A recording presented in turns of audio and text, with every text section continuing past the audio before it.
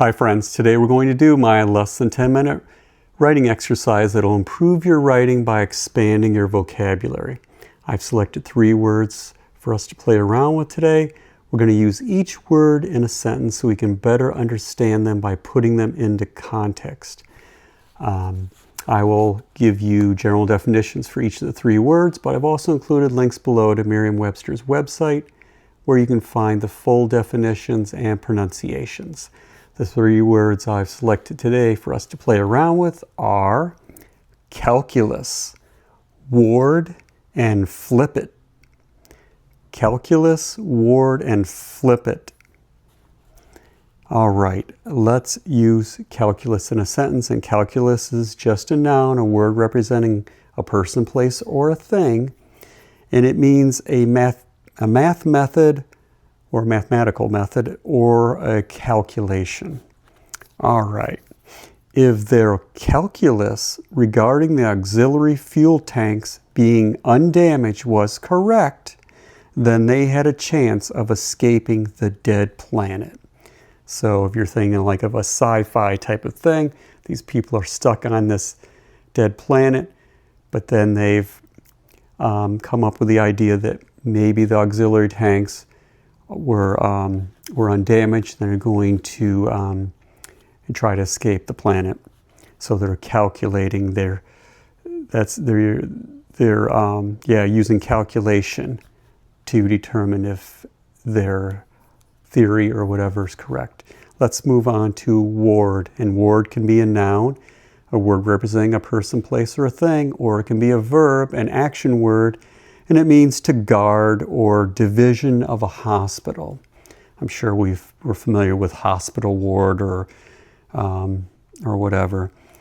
Let's start with noun, a noun, using ward as a noun. Many popular medical television series focus on the emergency ward. All right. I'm sure you've seen on television all these medical shows. Usually they focus on the emergency ward, a type of division of a hospital. I could also use it as to guard, but instead I used it as a division of a hospital. Let's use ward as a verb. The necromancer cast a spell to ward off the evil spirits. So you can imagine this fantasy thing where you got this necromancer, this wizard, casts a spell to ward off, using ward as a verb to guard against these evil spirits. All right, let's use flippant in a sentence. And flippant is an adjective, a word that describes, and it means lack of respect. The mayor's flippant remarks showed how poorly out of touch he was with the city's homeless problem.